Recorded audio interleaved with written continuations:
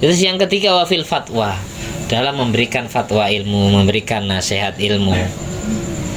Yang tua tidak boleh gengsi tanya ilmu kepada yang muda. Yang tua tidak boleh gengsi belajar ilmu kepada yang muda. Ilmu yang dipelajari bukan ilmunya anak muda itu, tapi ilmunya Allah, ilmunya Kanjeng Nabi yang disampaikan. Jadi 3 hal tak itu dalam urusan jadi imam, dalam urusan mengajar ilmu, dan dalam urusan berfatwa ilmu. Itu boleh anak muda ada di depan disuruh mimpin orang tua. Ketika yang tua tidak ada yang layak untuk menempati 3 hal itu.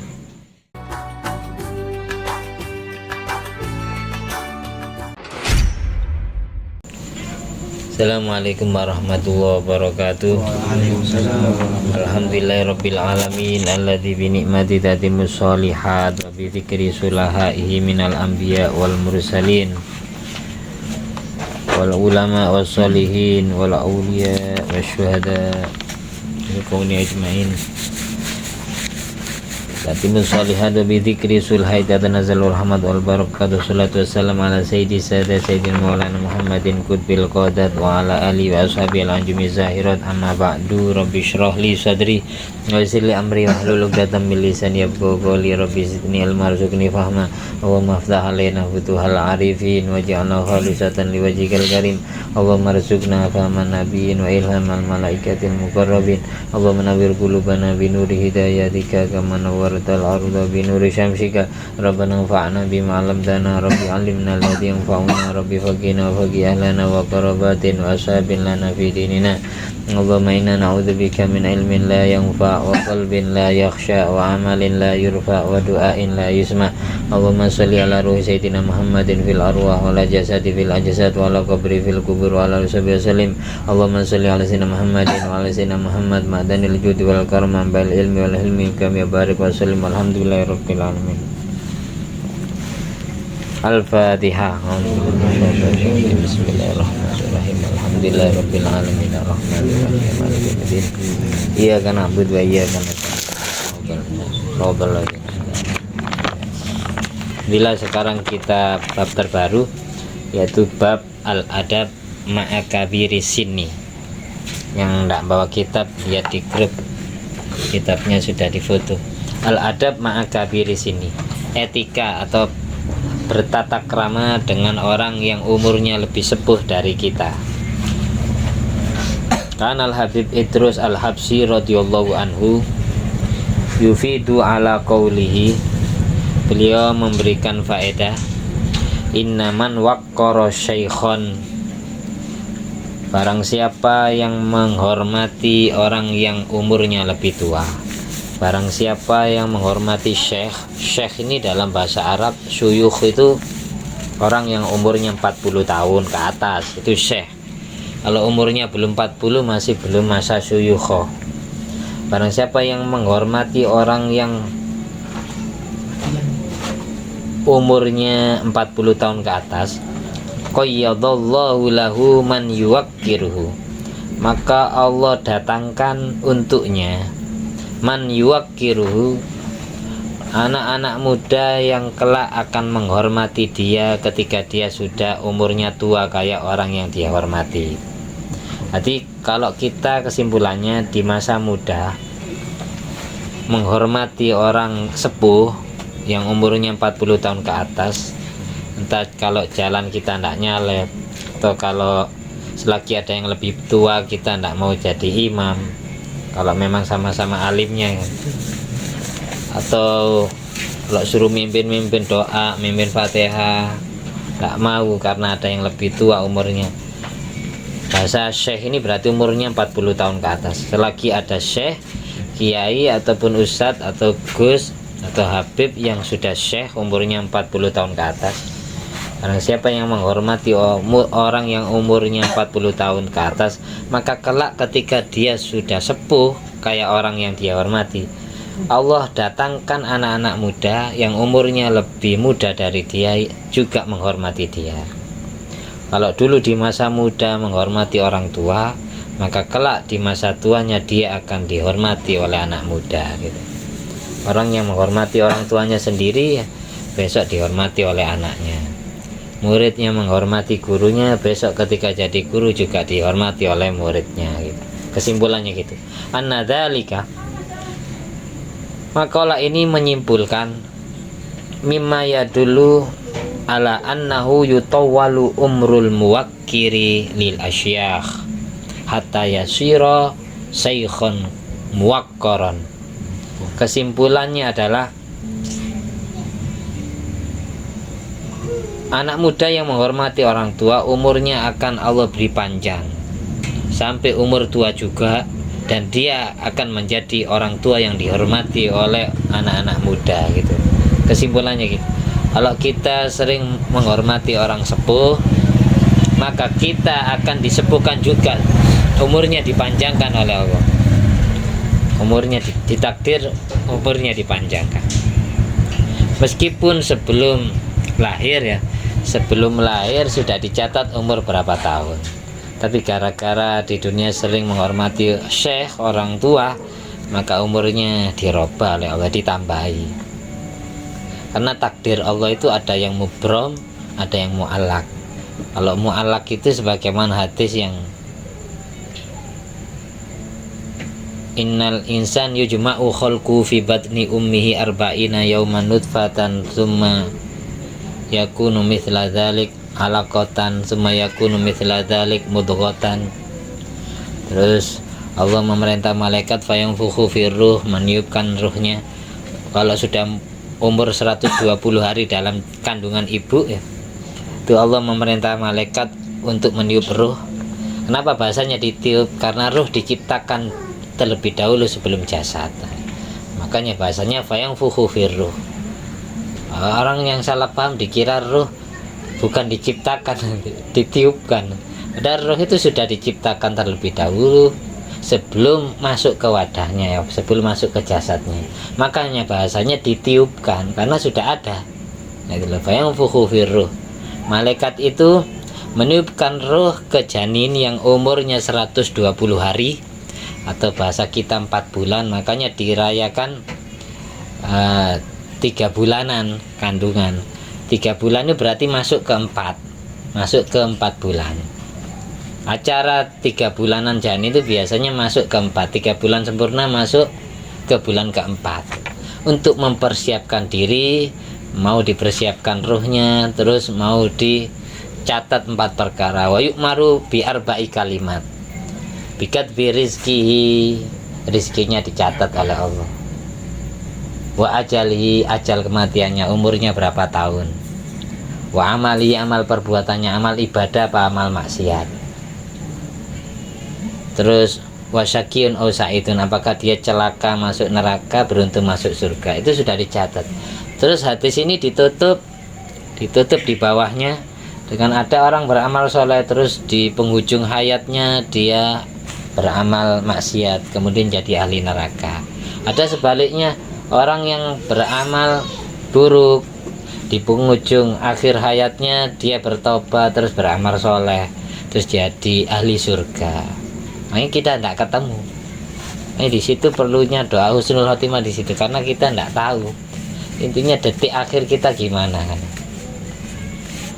Ini namanya takdir mubrom. Masalah rizki, masalah ajal sudah dicatat. Ini masalah umur, ajal umur sudah dicatat sebelum lahir.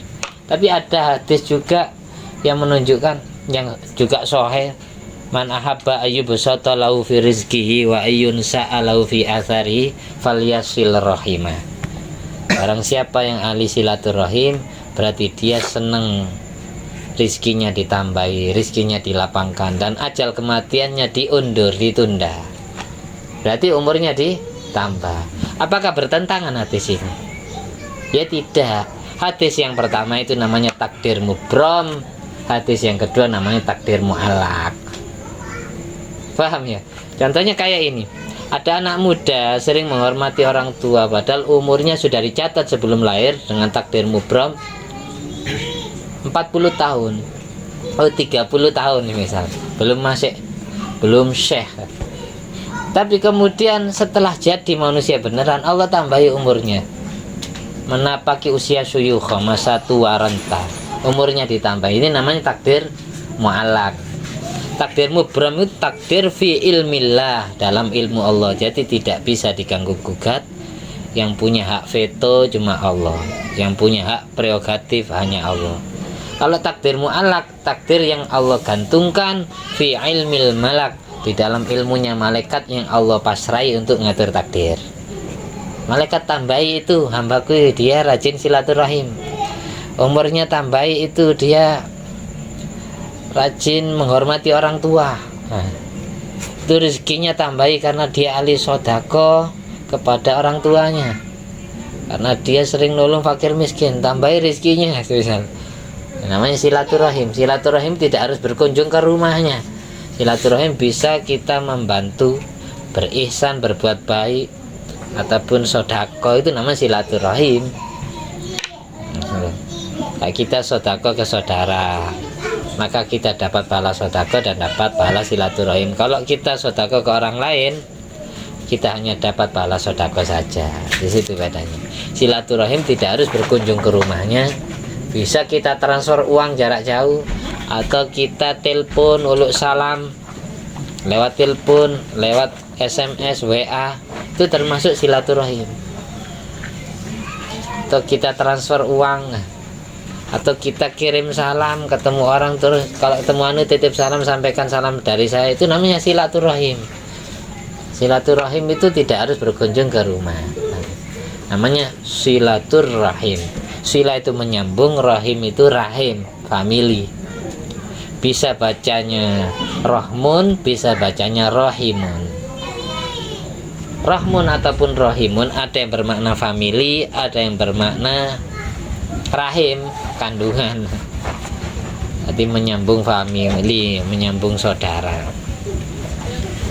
Kalau bahasa Indonesia kan ada kan acara silaturahim, ada yang acara silaturahmi, sama-sama benarnya. Sama-sama benarnya. Karena rahmun dan rahimun dalam kamus Munawwir itu ada yang bermakna family, ada yang bermakna rahim. Balik ke Syekh. Saya dulu pernah menyampaikan di surat An-Nas itu Allah mengulangi bahasa Nas 3 kali. Qul a'udzu birabbin nas. Rabbin nas, zat yang merawat manusia. Malikin nas, Tuhan yang menguasai manusia. Ilahin nas, zat yang menuhani manusia. Ini manusia diulangi 3 kali dengan berbentuk isim dhohir dalam balaghah. Ini ada rahasianya. Kenapa kok sudah disebutkan di awal, kok kedua ketiga tidak berbentuk isim dhamir? Kenapa kok tidak birabbinas, malikihim, ilahim? Nah, kemarin saya sampaikan karena manusia itu ada 3 tahapan. Ada syabab, ada sighar, masa kanak-kanak, yaitu rabbinas. Karena anak kecil yang butuh rabbi, yang butuh dirawat, dididik, diawasi. Karena tidak bisa makan sendiri, jalan dipantau, mandi dimandikan, cebok dicebokin, pakai baju dibajukan. Nah, itu kan Rabbinas, zat yang merawat manusia. Malikinas, zat yang menguasai manusia, zat yang merajai manusia. Manusia yang kedua, nas yang kedua, ini syabab, usia masa muda.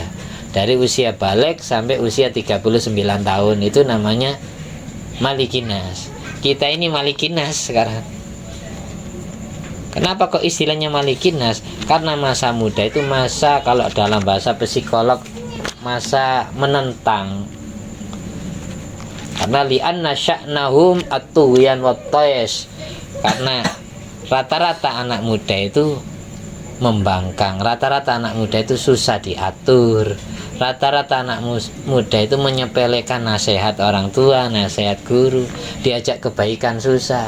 Itu sifat aslinya anak muda. Makanya bahasanya malikinas, butuh dikuasai oleh orang tua, butuh dipantau oleh orang tua, takut salah pergaulan, butuh disekolahkan, dingajikan, butuh dikuasai nafsunya, dikuasai jiwanya, malikin nas.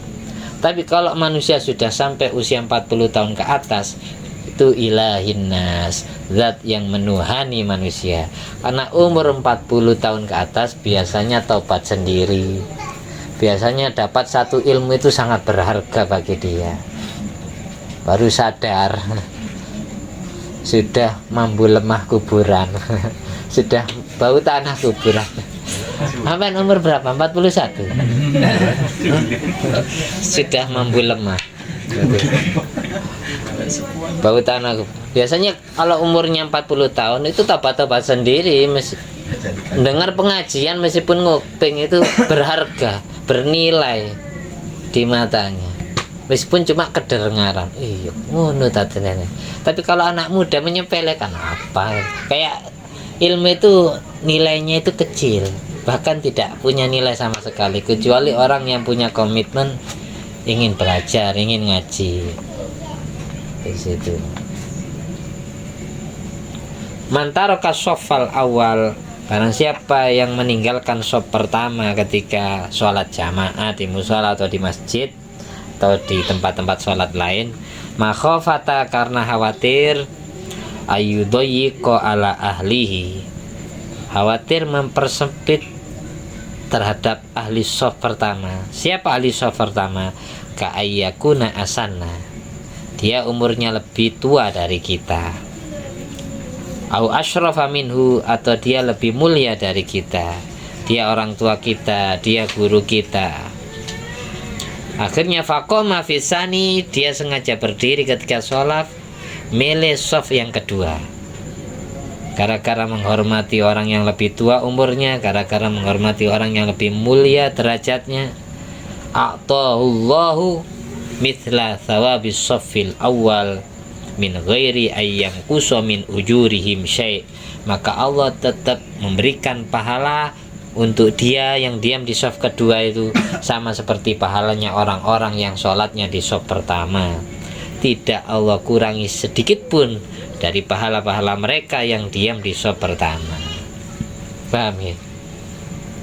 Itu gara-gara menghormati, memuliakan orang yang lebih tua dan lebih mulia derajatnya. Walal Habib Alwi bin Muhammad bin Thahir al-Haddad radhiyallahu anhu, kana salafuna ridwanullah alaihim yuqaddimunal akbara sinnan. Salaf kita, ulama klasik, ulama kuno-kuno kita itu lebih mengedepankan, lebih memprioritaskan, lebih mendahulukan orang yang lebih sepuh umurnya. Al-akbara sinnan, orang yang lebih sepuh umurnya dalam hal apa saja. Satu, fil masyi, dalam urusan berjalan. Kalau di kitab Bujairami al-Khatib itu diantara mayurisul faqr, sesuatu yang menyebabkan seret rizki atau fakir, itu al-masyu amama syekh, berjalan di depan orang yang umurnya 40 tahun. Jadi kalau memang kita terburu-buru, kita permisi, nyun sewu kula sesuai gitu. Permisi dulu, jangan langsung nyalek. Atau kalau memang kecuali kita jadi petunjuk jalan, disuruh jalan di depan, tidak masalah kayak gitu. Ya, paham ya? Yang pertama yang didahulukan orang yang lebih tua itu dalam urusan berjalan, suruh jalan di depan. Yang kedua fil majelis, dalam duduk. Misal ini ada yang lebih sepuh, lebih layak, mending yang sepuh duduk di sini, saya ngalah di belakang aja gitu. Yang ketiga wa fitarti bil Fatihah, dalam mimpin surat Fatihah tawasul itu, Al-Fatihah berarti usahakan yang tua, meskipun nanti yang baca Yasin misal tahlilan itu yang muda, atau yang mimpin tahlil yang lebih muda lagi, tidak masalah. Dalam urusan mimpin Fatihah tawasul yang sepuh, fitarti bil Fatihah wa nahwi dzalik dan semacamnya. Karena rahasianya nanti ketika kita sudah tua, kita akan dihormati oleh orang-orang yang umurnya lebih muda. Meskipun orang yang sepuh itu bukan orang tua kita atau bukan guru kita, tapi dia lebih dahulu umurnya dari kita, hidup di dunia. Kalau sering menghormati orang berilmu, meskipun kita tidak pernah ngaji ke dia, maka kita akan Allah jadikan orang alim yang dihormati. Atau anak-anak kita nanti, cucu-cucu kita diantaranya ada yang Allah alimkan menjadi orang alim yang terhormat. Itu barokah muliakan orang alim. Qala Sayyidunal Imam Ahmad bin Hasan Al-Tas nafa'allah bi amin. Inna min qawaidis salaf, termasuk kaedah ulama salaf, ulama kuno, ulama klasik, alla yataqaddama as-sigharu 'alal kibar illa fi thalathati mawadhi'a. Anak muda usahakan tidak mendahului orang tua kecuali dalam 3 tempat. Anak muda usahakan tidak mendahului orang tua kecuali dalam 3 tempat. Yang pertama fil imamah, dalam urusan menjadi imam sholat. Idza kana ahlan, ketika anak muda lebih ahli ngimami sholat daripada yang tua. Yang tua sudah pelo bacaan Fatihahnya Bismillahirrahmanirrahim. Ada ya. Sementara yang muda fasih Bismillahirrahmanirrahim. Mending yang muda jadi imam. Dalam urusan jadi imam tidak apa-apa meskipun yang muda jadi imam. Ada di sini tetangga ini, karena ustadznya belum nikah, masih muda, ngimami. Mulai sejak ustadznya itu ngimami, yang tua-tua itu tidak mau jadi makmum. Ustadz yang sepuh-sepuh tidak mau jadi makmum. Karena alasannya ditanya itu, kenapa kok tidak mau ke langgar lagi? Karena yang ngimami masih muda, belum nikah lagi kan. Berarti dia tidak ngaji. Nah, ngaji dalam urusan jadi imam, siapa yang lebih layak, lebih fasih bacaannya, dan lebih banyak ngerti tentang Al-Quran, lebih banyak ngerti tentang fikih, terutama bab sholat, bab wudu, maka dia ya yang lebih layak jadi imam. Dalam urusan fikih sesama alim fikihnya, ada orang alim fikih bab haji umroh misal, tapi dalam urusan bab sholat dia minim pengetahuannya. Maka yang alim tentang bab sholat ini yang lebih dahulukan jadi imam daripada yang alim fikih yang bab-bab yang selain sholat. Karena sholat yang dibutuhkan waktu itu. Yang kedua, kapan anak muda boleh ada di depan? Fit tadris, dalam urusan mengajar ilmu. Yang tua tidak tahu baca kitab, masa disuruh nerangkan ilmu? Nah, itu nanti sesat. Terus yang ketiga, wafil fatwa, dalam memberikan fatwa ilmu, memberikan nasihat ilmu. Yang tua tidak boleh gengsi tanya ilmu kepada yang muda. Yang tua tidak boleh gengsi belajar ilmu kepada yang muda. Ilmu yang dipelajari bukan ilmunya anak muda itu, tapi ilmunya Allah, ilmunya Kanjeng Nabi yang disampaikan. Jadi 3 hal itu dalam urusan jadi imam, dalam urusan mengajar ilmu, dan dalam urusan berfatwa ilmu. Itu boleh anak muda ada di depan, disuruh mimpin orang tua. Ketika yang tua tidak ada yang layak untuk menempati 3 hal itu. Yang terakhir cerita Sayyidina Ali. Hukia ini pernah saya ceritakan, tapi saya ulangi lagi khawatir ada yang tidak masuk dulu. Hukia diceritakan anna Aliyan radhiyallahu anhu kana yadhhabu ilal jama'ati li sholatil fajri musri'an. Diceritakan bahwa Sayyidina Ali bin Abi Thalib karramallahu wajhah, menantunya Rasulullah, sepupunya Rasulullah, suaminya Siti Fatimah Zahra, mertuanya Sayyidina Umar bin Khattab, Sayyidina Ali bin Abi Thalib berangkat menuju sholat subuh, jamaah sholat subuh musri'an, terburu-buru. Yang jelas waktu itu Kanjeng Nabi masih hidup, berarti sholatnya di masjid apa? Masjid Nabawi. Sayyidina Ali berangkat untuk menghadiri sholat jamaah subuh musri'an, terburu-buru. Walakiya syaikhon fit thoriq yamshi kuddamahu ala sakinati wal waqari fi sikakit thoriq. Kemudian Sayyidina Ali berjumpa dengan kakek tua renta di tengah jalan. Si kakek-kakek ini berjalan di depan Sayyidina Ali, dan jalannya sakinah wal waqar, tenang dan anteng. Fisika kitarik, di gang-gang jalan menuju Masjid Nabawi. Fama marra Aliyun takriman lahu wa ta'dhiman li syaibatihi. Sehingga Sayyidina Ali tidak mau lewat nyalep orang tua itu, kakek-kakek itu, karena menghormati dia, mengagungkan ubannya, memuliakan si kakek itu dan mengagungkan ubannya, mengagungkan kesepuannya. Hatta hana waktu tulu isyamsi, sampai waktu terbitnya matahari sudah hampir datang. Hana hampir datang, waktu tulu isyamsi, waktu terbitnya sinar matahari, yang menandakan habisnya waktu sholat subuh. Biasanya dari adzan subuh sampai tulu itu biasanya 1 jam 15 menit, 1 jam 20 menit. Kadang ya 1 jam pas, kadang 1 jam 10 menit. Setiap hari itu beda-beda, setiap bulan beda-beda. Tapi yang sering 1 jam 10 menit, 1 jam 15 menit. Baru nanti 20 menit berikutnya atau 15 menit berikutnya namanya waktu irtifa usyamsi, terangkatnya sinar matahari. Qadri rumhin, kira-kira 1 tombak. Kalau diperkirakan oleh Habib Ali Hasan Baharun di kitab Syamsul Muniro itu 15 menit setelah tulu itu namanya irtifa. Ketika matahari sinarnya sudah terangkat 1 tombak, 15 menit atau 20 menit setelah terbit, itu menandakan masuknya waktu sholat isyraq dan sholat duha. Kalau belum irtifa, kita tidak boleh sembahyang duha, tidak sah sholat duhanya. Jadi waktunya sholat duha masuk kapan?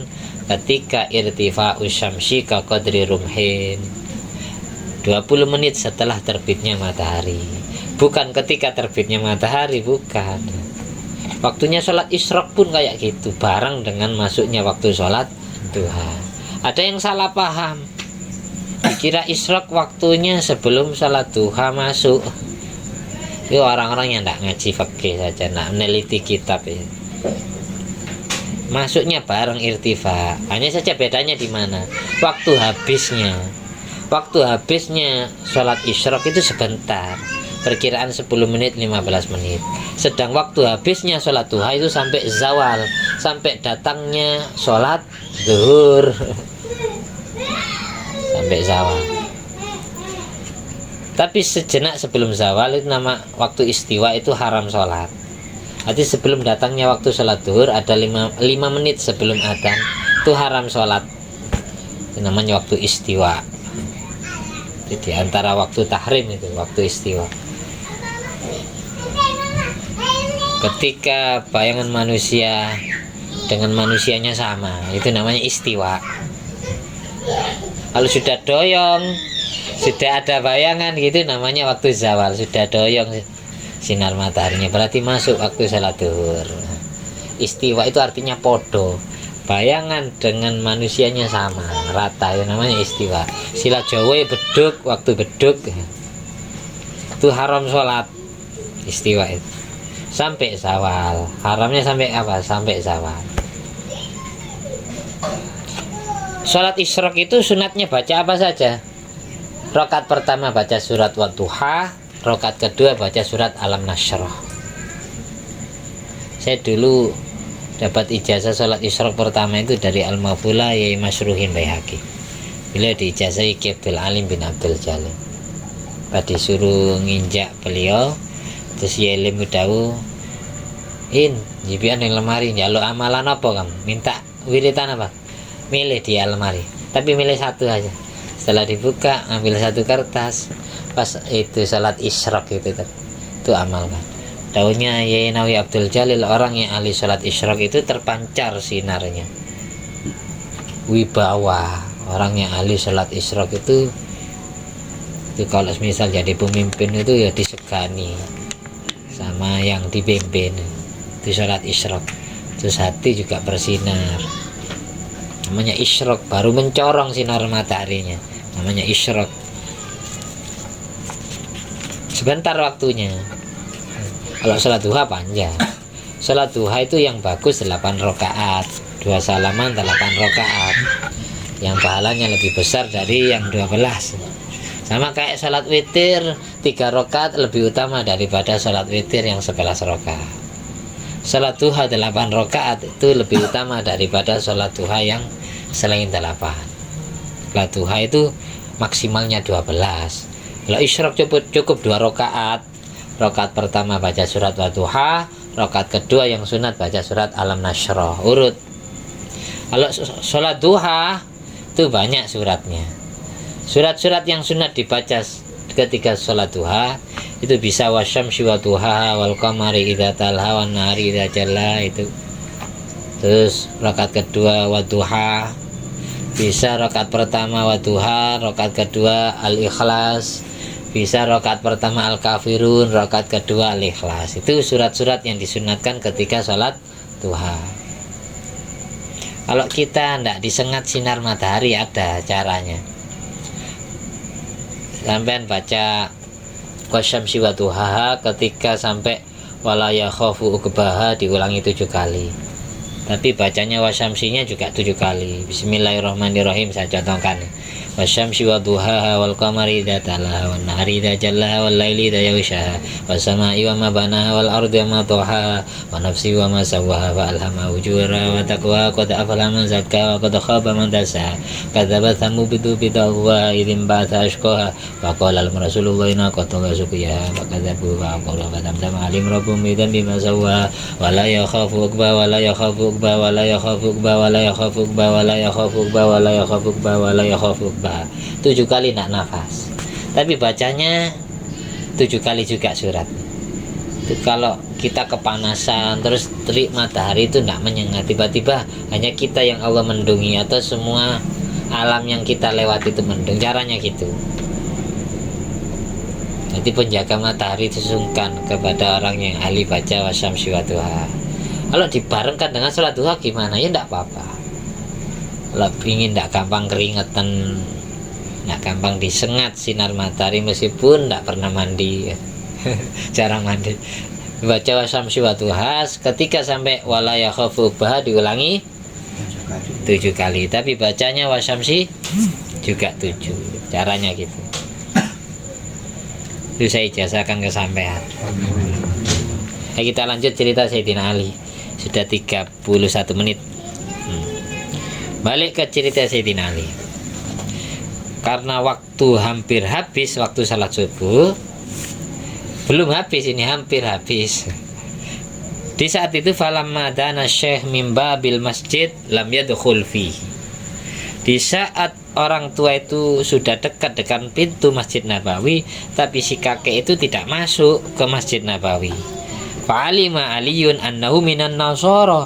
Dari situ kemudian Sayyidina Ali menyimpulkan bahwa si kakek-kakek itu bukan orang Islam, orang non-Muslim, orang Nasrani, orang Kristen. Fadakhalal masjidah fawajada Rasulullah sallallahu alaihi wasallam fi ruku'. Di saat Sayyidina Ali masuk masjid, menjumpai Rasulullah sedang ruku'. Rukuknya rakaat pertama. Rakaat pertama salat subuh, bukan rakaat kedua salat subuh. Rakaat pertama waktu salat subuh hampir habis awalnya. Falamma faragha min sholatihi qalu. Ketika Rasulullah rampung dari sholat subuhnya, qalu para sahabat ya gak tanya ya protes lagi, ya Rasulullah lima tawal tarruku fi hadis sholat. Kenapa panjenengan kok suwe, kok lama rukuknya di sholat subuh sekarang ini, tidak kayak sholat subuh sebelum-sebelumnya. Kenapa panjenengan kok memperlama ruku? Ma kunta taf'alu mithla dzalik, panjenengan tidak pernah melakukan hal sedemikian itu. Faqala Rasulullah SAW, akhirnya beliau menjawab, lamma raka'tu wa qultu subhana rabbiyal azimi kama kana wirdi. Di saat aku ruku dan aku doa subhana rabbiyal azim wa bihamdi sebagaimana wiritanku setiap ruku. Wa aradtu an arfa'a ra'si ja'a Jibril wa wada'a janahahu ala dhahri. Di saat aku hendak mengangkat kepalaku untuk iktidal, tiba-tiba malaikat Jibril datang dan meletakkan sayapnya di punggungku. Wa akhodani, dan si Jibril menangkapku, mengambilku, memegangiku agar tidak jadi iktidal tawilan dalam waktu yang lama. Falamma rafa'a janahahu rafa'tu ra'si. Jadi ketika Jibril sudah mengangkat sayapnya dari punggungku, di saat itulah aku baru bisa mengangkat kepalaku. Faqalu, lantas sahabat Nabi melanjutkan pertanyaan, lima fa'ala hadza, kenapa Jibril melakukan hal demikian ini ya Rasulullah? Kenapa dia naruh sayapnya di punggung panjenengan? Faqala, Nabi menjawab, ma sa'altu an dzalik, aku belum bertanya tentang itu kepada Jibril. Di saat Nabi bicara seperti itu, fahadhara Jibril wa qala, lalu malaikat Jibril datang dan Jibril mengatakan, ya Muhammad, inna aliyan kana yasta'jilu lil jama'ah falaqiya syaikhan nasraniyan fit tariq walam ya'lam annahu nasraniyun fa akramahu li ajli syaibatihi wa ma marra alaihi. Ceritanya gini Muhammad, kenapa saya disuruh letakkan sayapku di punggungnya panjenengan? Karena Ali bin Abi Thalib, menantunya panjenengan, dia terburu-buru untuk datang menghadiri jamaah sholat subuh di Masjid Nabawi. Di pertengahan jalan dia menjumpai kakek-kakek tua renta orang Nasrani. Si Ali tidak tahu kalau orang itu orang non-muslim. Akhirnya tetap dia menghormati, bukan karena agamanya, tapi yang dia hormati karena kesepuannya. Sehingga Ali tidak mau menyalep kakek-kakek itu dalam urusan berjalan. Fa amarani Allah Ta'ala an akhudaka fir ruku' hatta yudrika ma'aka aliyun sholatal fajri. Sengaja Allah memerintahkanku untuk menangkap panjenengan, untuk memegangi jenengan di saat ruku agar tidak jadi itidal.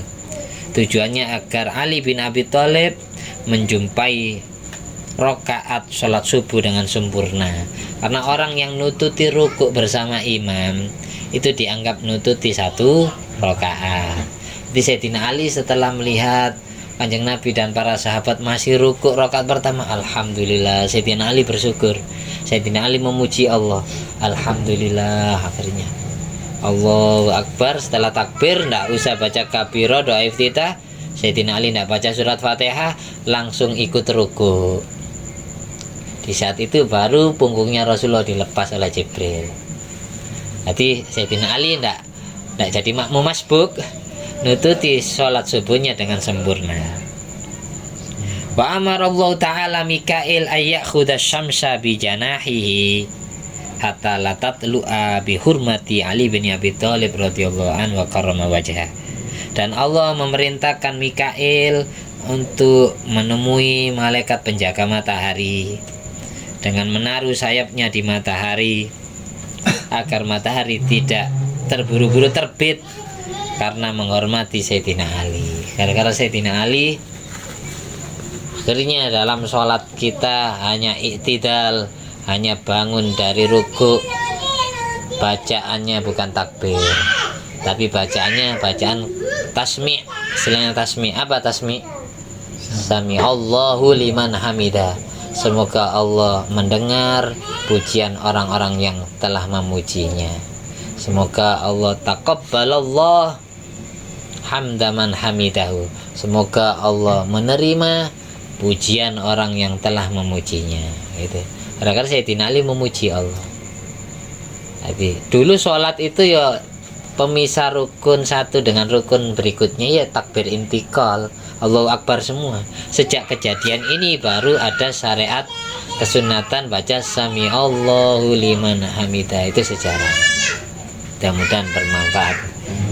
Jadi kesimpulannya ya, berarti ada dasarnya menghormati orang tua itu tidak harus lihat agamanya. Yang penting dia umurnya lebih tua, kita hormati. Gara-gara itu pun Allah juga menghormati kita, memuliakan derajat kita. Al-Fatihah.